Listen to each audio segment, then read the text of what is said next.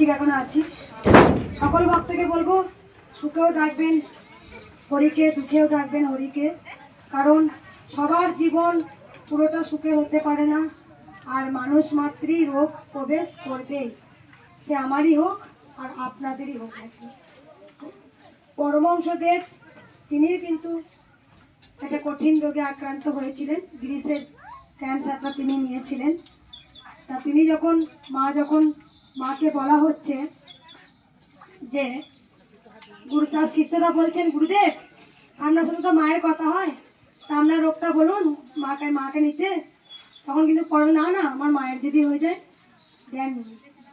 আমিও তাই, মা যতটুকু আয়ু রেখেছি থাকবো, তারপরে যতটা আয়ু লিখে নিস তারপরে নিশ্চয়ই আমি যাবো তোমার কাছে। এটা চিরন্তন সত্য, জন্ম যখন হয়েছে মৃত্যু সবার হবে, কেউ অমর না। তবে ভক্তরা আজকে বেশি কিছু বলবো না, শুধু বলবো আমার এমন এমন ভক্ত আছেন, আমারই বলবো ভক্ত, বেশিরভাগ ভক্ত আমাকে প্রচুর ভালোবাসেন, কৃষ্ণকালী মায়ের সাথে সাথে আমাকে অঙ্গাঙ্গে জড়িয়ে ফেলেছেন।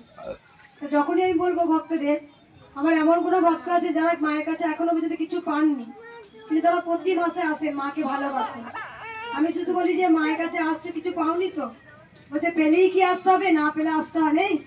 তা মায়ের কাছে বলতে হয়, মা গো তুমি আমায় ভালো রেখো, সুস্থ রেখো, আমি যেন তোমার চরণে বারবার আসতে পারি। তাই মা হচ্ছে দয়াময়ী, কৃপাময়ী। তবে একটা জিনিস, এখানে যারা এসছেন তারা কিছু না কিছু পায়, এটা আমি দেখেছি। শুনি একটু কার উপকার হয়েছে মা, কার উপকার হয়েছে? বাবা আপনি আগে এসেছিলেন?